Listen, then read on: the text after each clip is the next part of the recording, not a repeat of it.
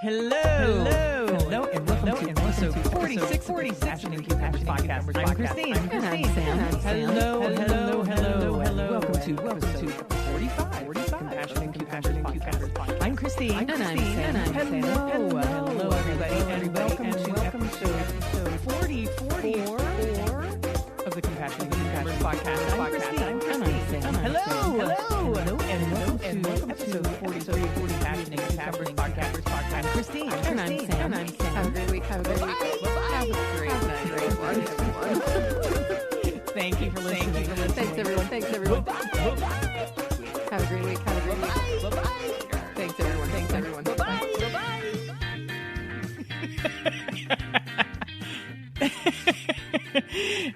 Hello, and welcome to episode 53 and our 1-year podcast anniversary. I'm Christine. And I'm Sam. And this is the Compassion and Cucumbers podcast. Sure is. Yeah, so I hope you all found that as entertaining as I did. It was a little, 1-year anniversary Muppet Cruise party kind of atmosphere. Totally. I don't know if you're familiar with the... it's a kind of a vintage. It is a vintage video game.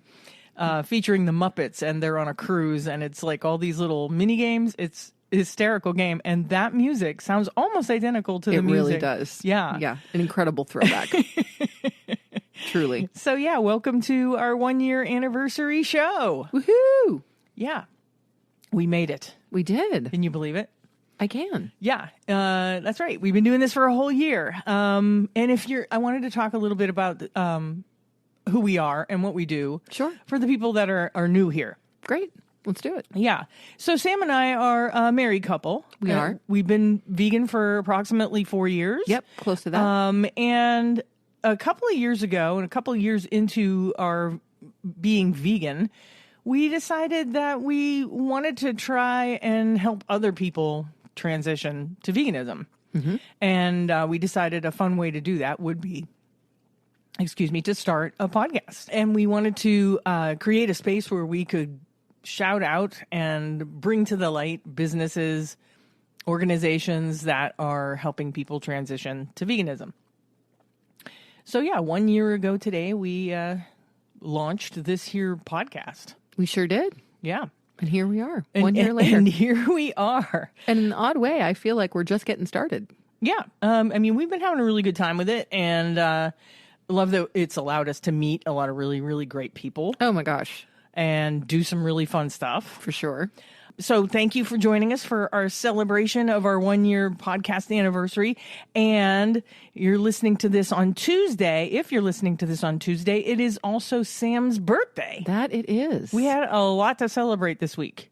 A lot of stuff going on. Yeah. It's awesome. Yeah. So this weekend, I hope you all had a good weekend. But this weekend, we threw a big birthday picnic bash for not just Sam, but also my nephew. Yes.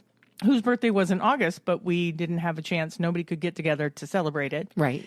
And Sam's brother, Owen, whose birthday is October 1st. Yes. So we decided to just... throw everybody's birthdays together and... Yeah.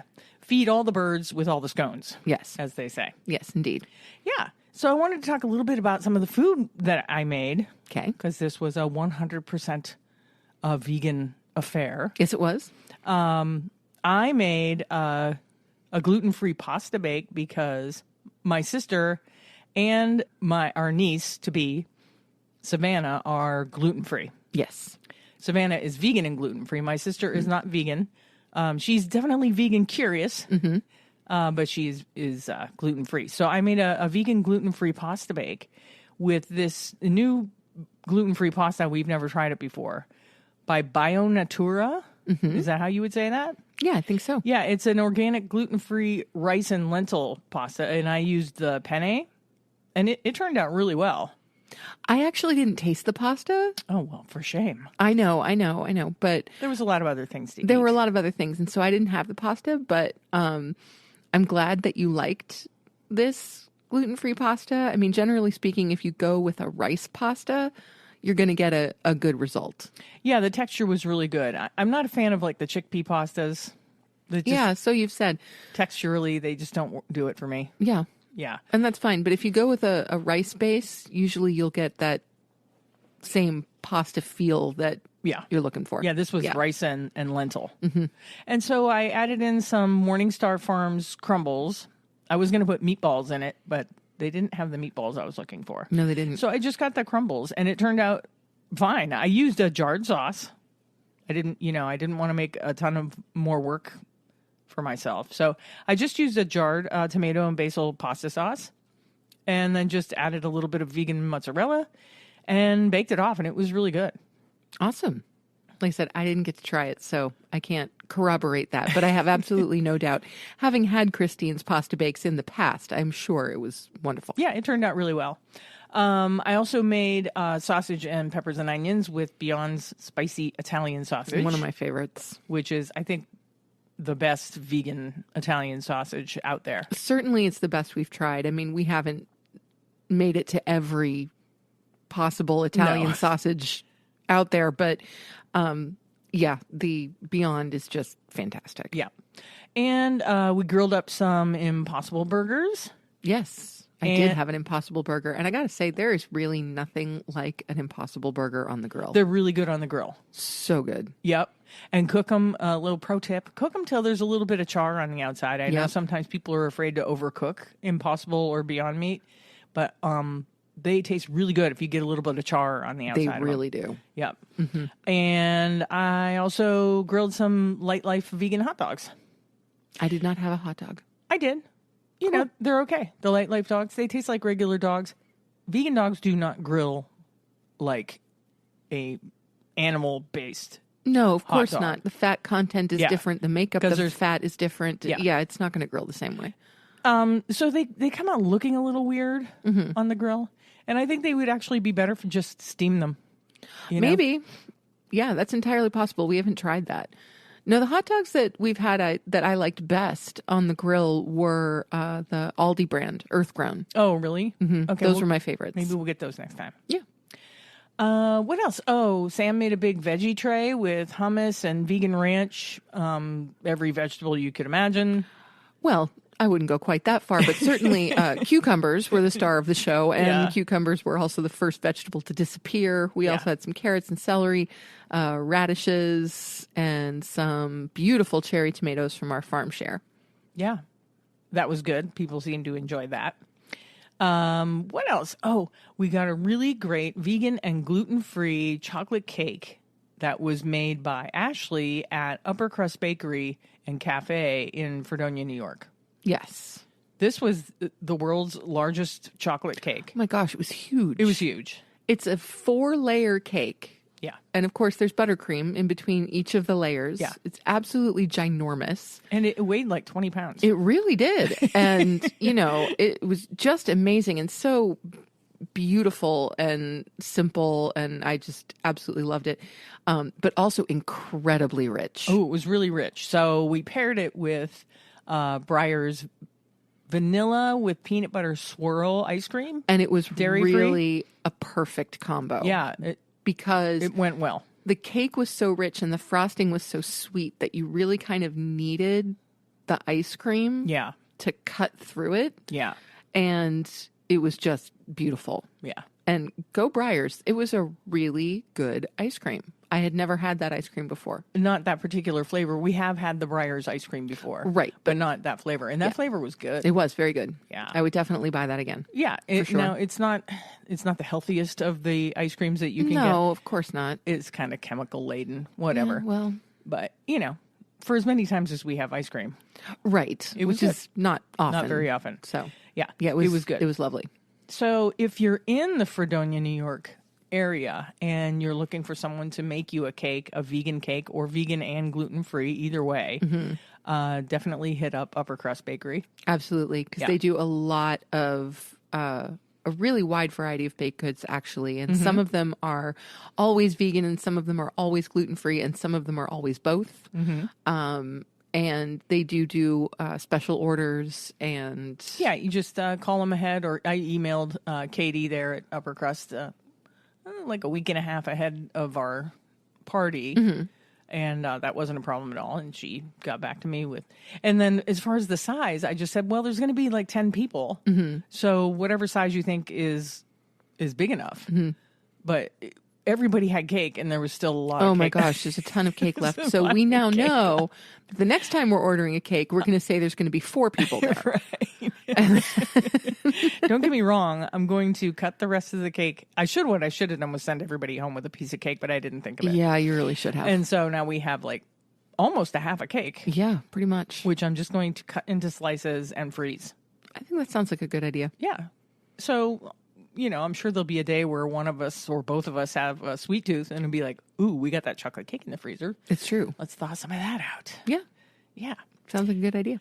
Yeah. So we had a really good time. We did. It was awesome. Just getting the whole family together on both sides. Because, often we're either seeing Christine's side of the family or my side of the family. And there's only like 2 or 3 times a year, maybe, that we all get together, which is really just kind of delightful. And so, Dad and Rudy were playing some cornhole with Lucy and Owen, and we sang karaoke that evening. Yeah, it was a beautiful day. It was a gorgeous day. Yeah, absolutely gorgeous day. And it was just awesome. It was a fantastic day. It was a fantastic day.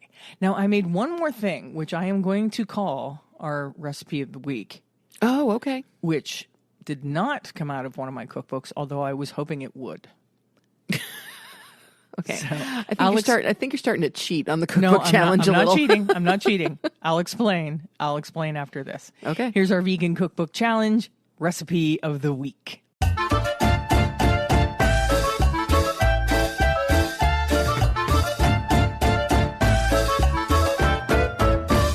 So this week, I had a specific recipe in mind, and I knew whose recipe it was.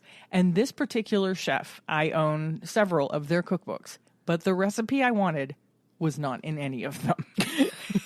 So the recipe I wanted was Lidia Bastianich's potatoes with cherry tomatoes and onions. It's a baked thing where you slice the potatoes super thin, like almost like you're making potato chips. And it's almost like similar to like a scalloped potato. A scalloped potato or potatoes au gratin. Right. So it's that. like an Italian scalloped potato. So it's just sliced potato, red onion, and we had these incredible cherry tomatoes from our farm share. They're unbelievable. Yeah. And so I wanted to make this recipe out of Lydia's books. After looking at all 3 of the Lydia's books that I have, the recipe was not in there. I found the recipe on a forum, believe it or not. Okay. And so I will share the recipe in the show notes if you're interested.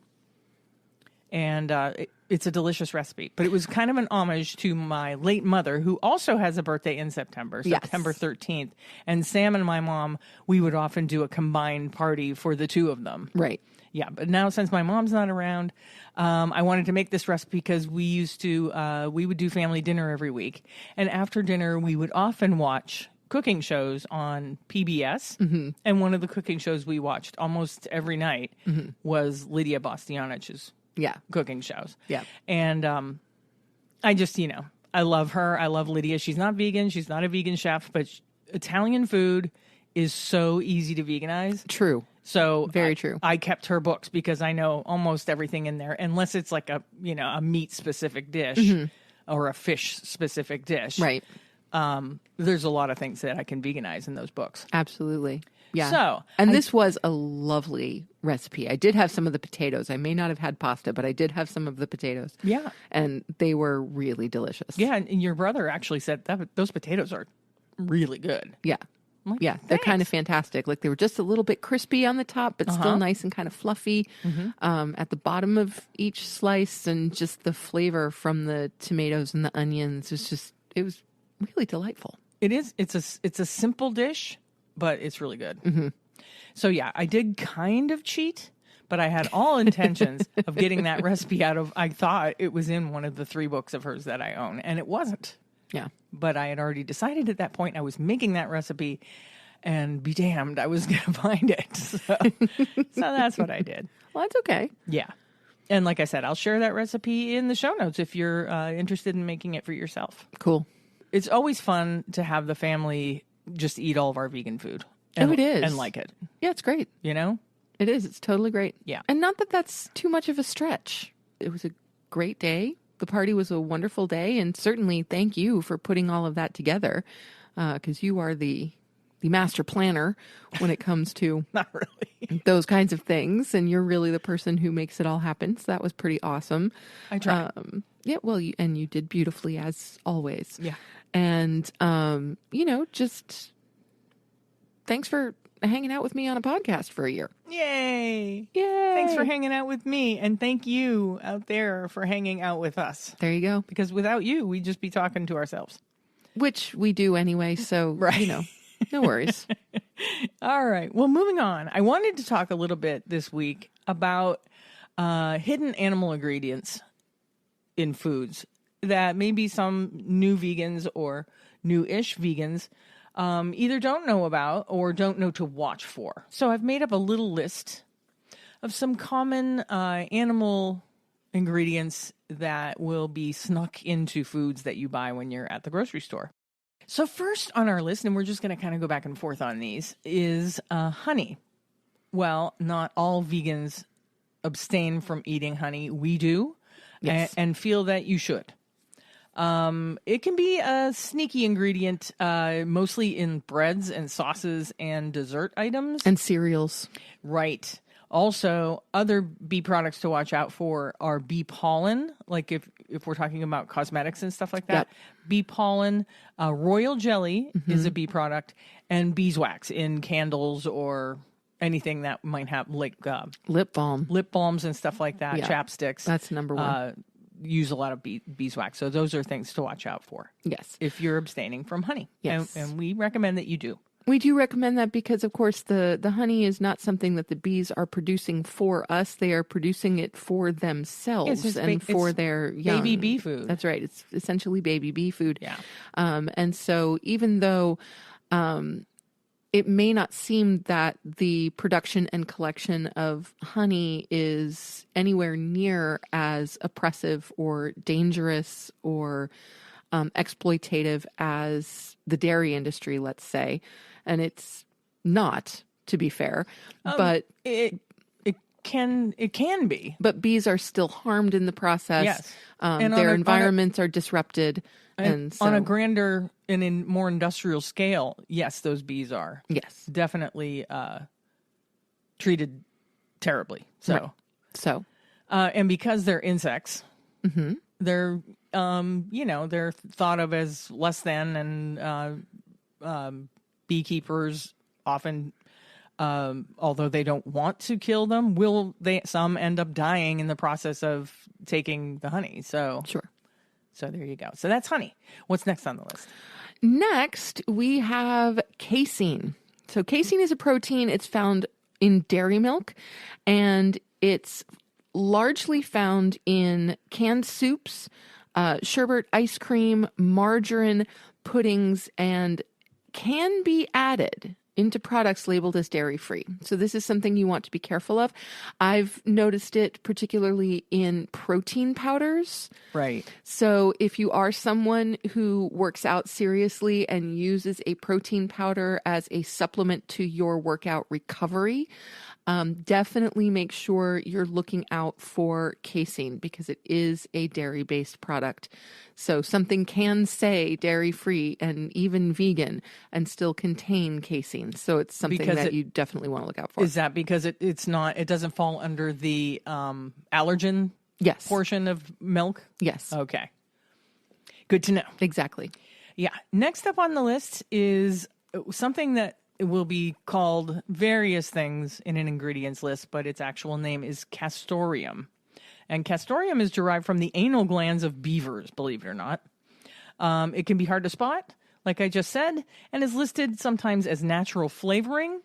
It's used in place of vanilla, raspberry, and strawberry in some products. And if you're concerned about the natural flavoring in a product, try to locate a vegan label on the product somewhere because they can't label something vegan if it contains this product. That's correct. So yes, and this just takes me back to your dad. My dad used to say, "Oh, it has beaver squeezings." Yes. So whenever you see natural flavors, okay, in some cases they are in fact natural flavors, but remember that sometimes those natural flavors are coming from a beaver's anal glands. Yeah, castoreum. Yep, castoreum. Yeah. What's next? Okay, next we have whey, which actually goes hand in hand with casein. So it's kind of perfect that I wound up with both of these. So whey is a byproduct of the dairy industry. It's the liquid remaining after the manufacture of cheese or casein. Okay, so casein is a solid form of this protein. Whey is the liquid form of this protein. Okay.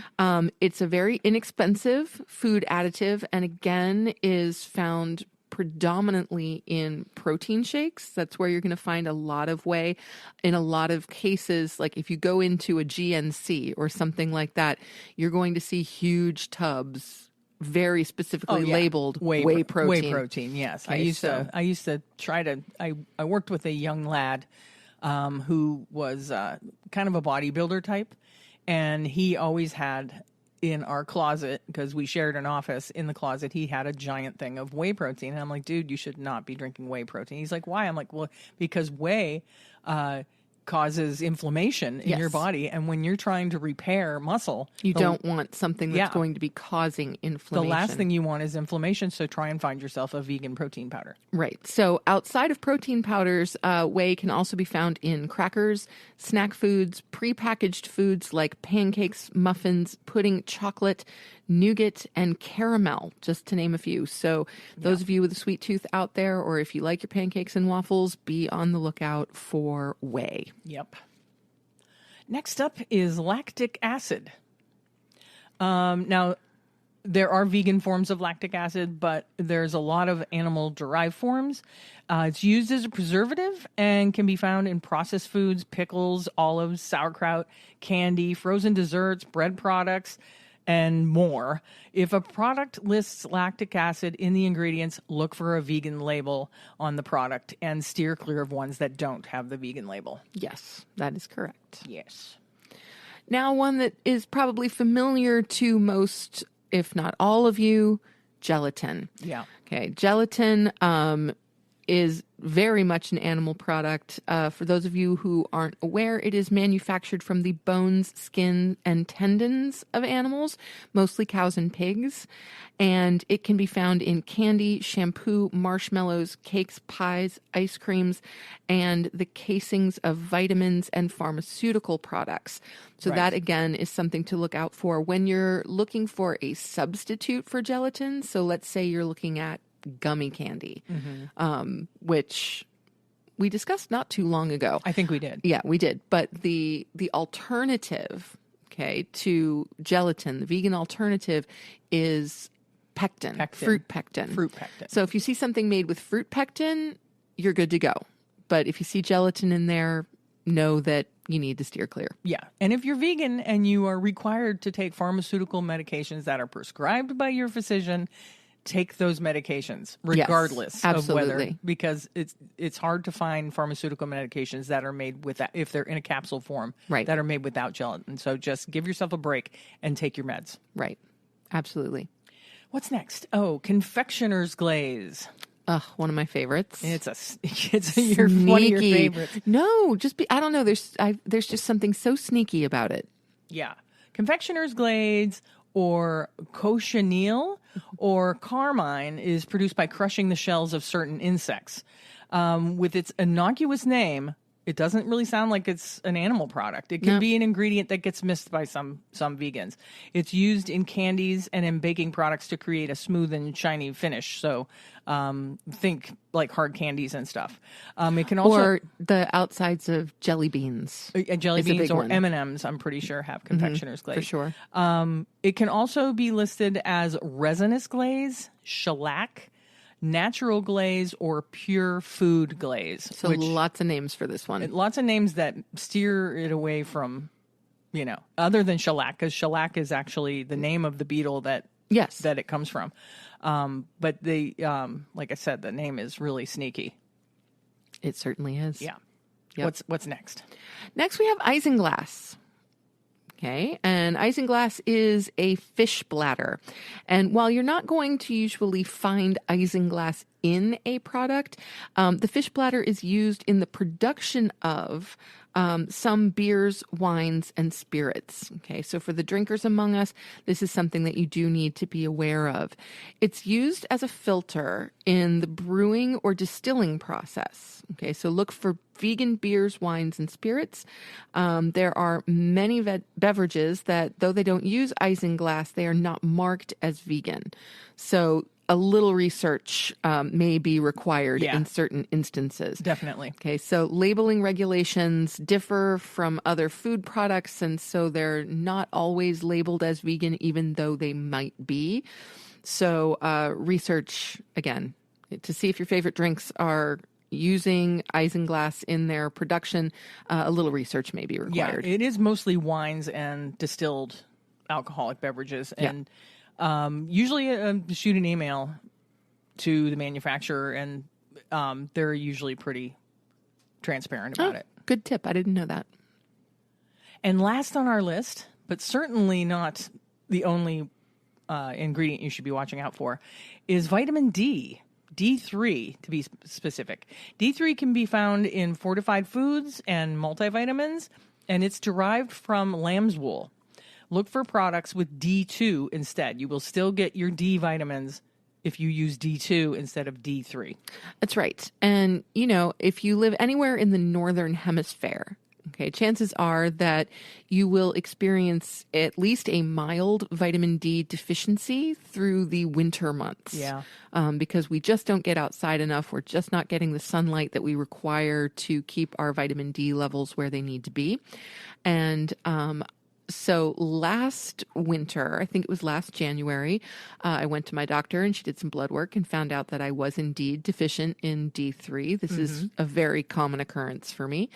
And she actually prescribed D2 because she knew I was vegan, which I thought was really super cool of her. Rock on. Yes, rock on. Yeah. So if you go to the doctor and they discover that you are a little deficient in your Ds, make sure you tell them to give you D2 and not D3. Absolutely. And do know also that there are vegan forms of D3. There are multivitamin supplements out there that are fully vegan and have a vegan form of D3 in there. So that is an option as well. Oh, cool. Yeah. Okay, well, while there are many, many more non-vegan ingredients that you should be looking out for, and we'll hit on those some other time because our episodes have been extremely long. They really have the past few weeks. So we're going to try and keep this one a little on the shorter side. These are a few that are the most insidious. So be vigilant and remember that you're doing the best that you can, and none of us are perfect. Of course. And Sam has a recommendation of a book that you can read. I do. To learn more about hidden animal ingredients, right? Yes. And what is that? Absolutely. This is a book that I purchased when we first went vegan because I wanted to make myself more aware of how certain animal ingredients are titled within ingredient lists, because it's not always obvious. As we mentioned with confectioner's glaze, if you don't know what's behind it, then it sounds like a perfectly innocuous ingredient. Right. Oh, confectioner's glaze. That's probably something to do with a combination of, powdered sugar and water. Yeah, it sounds like sugar, right? Yeah, it does. It just sounds like another version of sugar, but it's not. So I purchased this book, and it's called Animal Ingredients A to Z. It's a paperback book, runs about $12 on Amazon.com, and it was initially compiled by the E.G. Smith Collective. And the introduction to the book is actually done by one of my personal heroes, Carol J. Adams, and Bruce Friedrich. It's a comprehensive listing of all kinds of animal ingredients that you can find in foods, beverages, medications, et cetera, et cetera. So you can make yourself more aware of what you're looking for out there. Yeah, we'll link to it in the show notes. We sure will. We will. So on that note, I wanted to move into our housekeeping and where we're going and what we're doing kind of section of the show. This weekend, we have a really fun thing that we're doing. For Sam's birthday, I got her tickets. I am so excited to see. I can't tell you how excited I am. I'm not even going to let her get the words out. To see Randy Rainbow at the Kodak Center in Rochester. Randy Rainbow! Oh my my God. If you don't know Randy Rainbow, you need to know Randy Rainbow. Get thyself to YouTube post haste and watch some Randy Rainbow. Oh my God. He's very entertaining. He's a comedian and satirist and a musical theater junkie. Yes. And so he takes a lot of, very well-known show tunes and he turns them into political satire, and he's just hysterical. His stuff is so smart and so funny, and he is just adorable. He is. And I love him. So I am so excited. And also as a companion to our trip to Rochester on Saturday, Christine bought me Randy Rainbow's recently released autobiography titled Playing with Myself. And so I've been devouring that over the past day or so. Yeah, and you read like, I don't know, half of a chapter out loud. Was that No, yesterday? I read you about 4 chapters Wow, out really? loud yesterday. Yeah. It was so entertaining. It was really entertaining. So Yeah. yeah, check out, if you're a fan of Randy Rainbow's, definitely check out his autobiography because it's funny. Right. And also as part of our day, we'll be hitting some of the vegan spots in Rochester. We're hoping to do dinner at the Red Fern. And then we're going to track down at least one bakery for a birthday cupcake.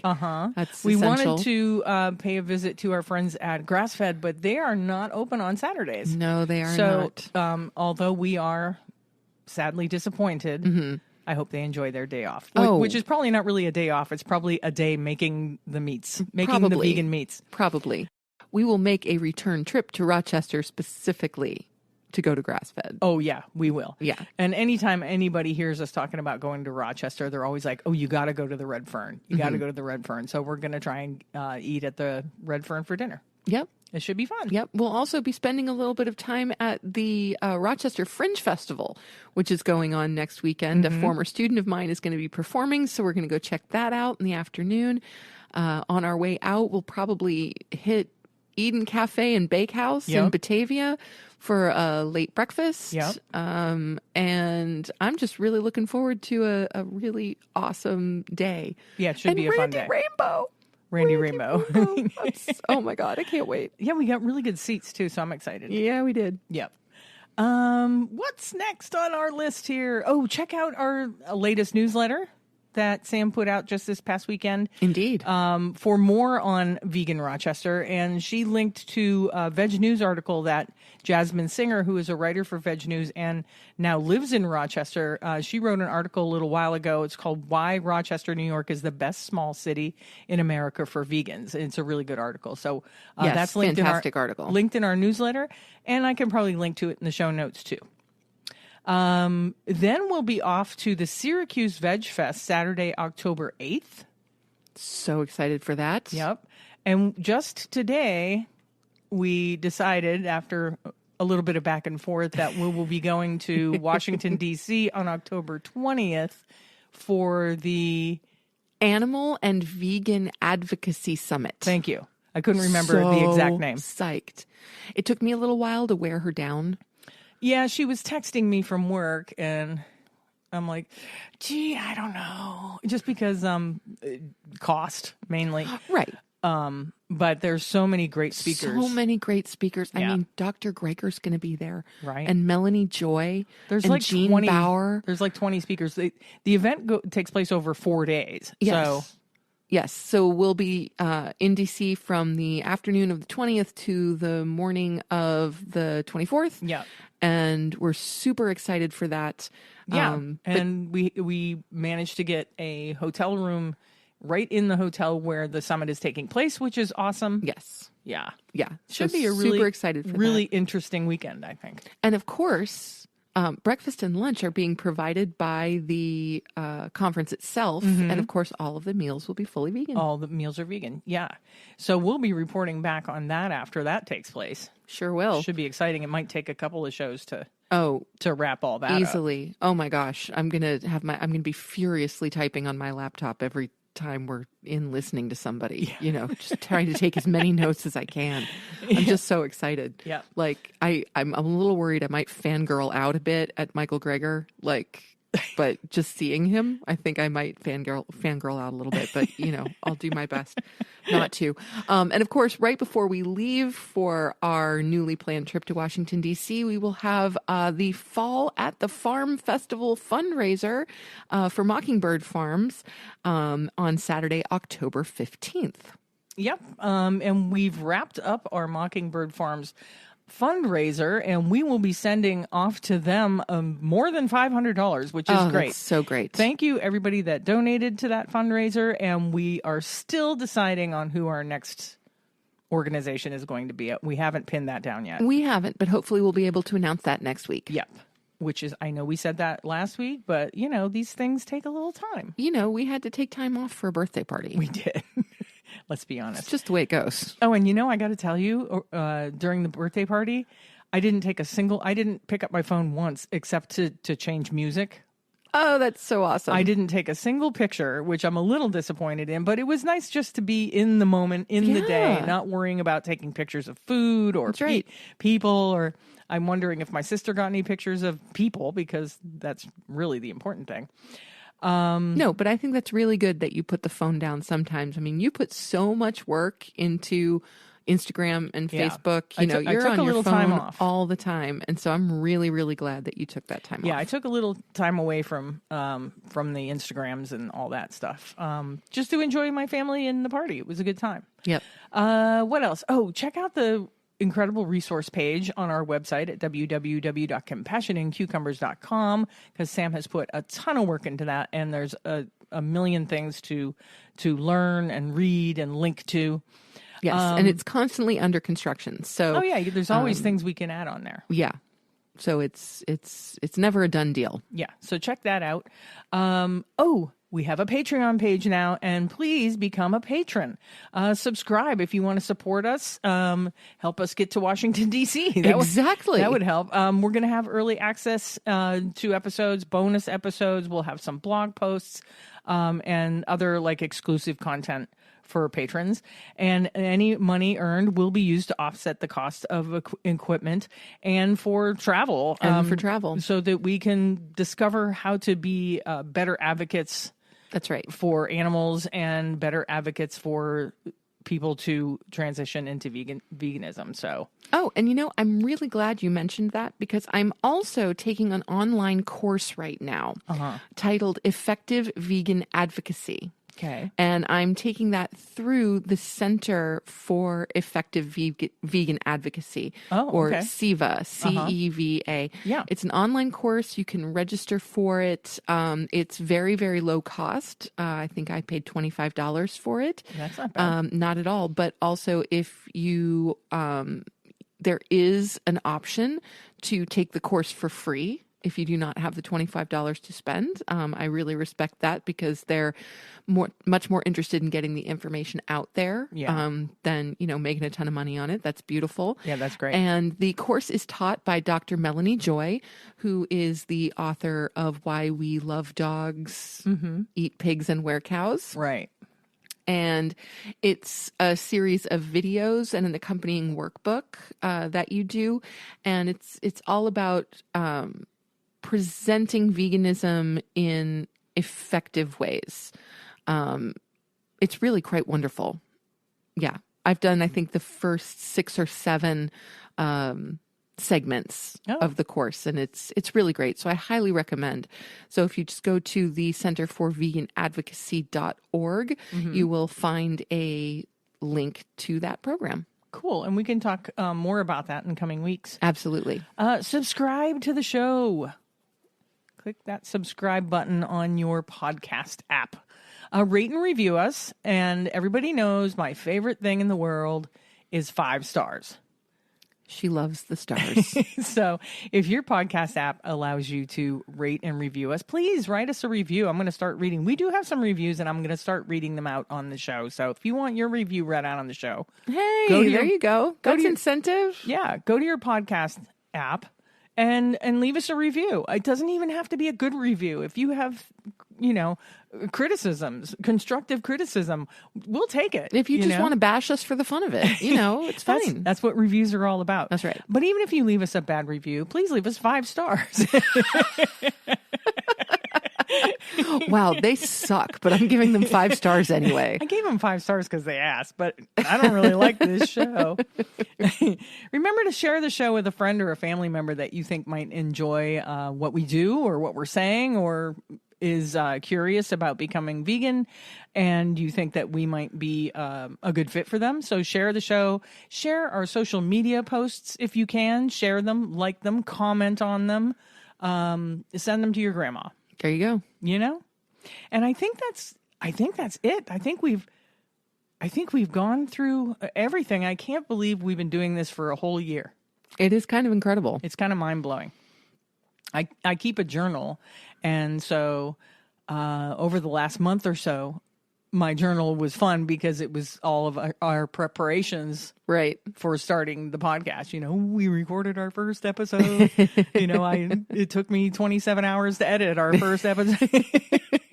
Not really, but she's gotten much better and much faster at the editing since then. Actually, I think it takes me a little longer now because I think I'm a little more... You're pickier? Pickier. Yeah, there you go. I'm pickier now. But I don't care. I enjoy it. I enjoy the editing process. So nice. So I think that's going to wrap up our 1 year and Sam's birthday episode. Woo-hoo! Thank you so much for joining us. And if you've been here for the entire year, God love you. I hope you stick around for the many years that we hope to be doing this in the future. Yep. And thanks so much for listening. Everybody have a great week, and we will talk to you next Tuesday. Absolutely. Have a great week, everyone. Bye-bye.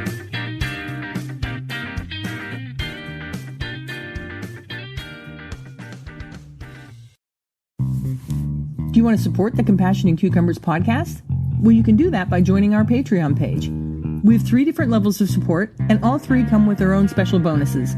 Hey, you can support the podcast and get yourself some really cool merch. All the links and deets are in the show notes. We'll catch you next week on the next episode of Compassion and Cucumbers.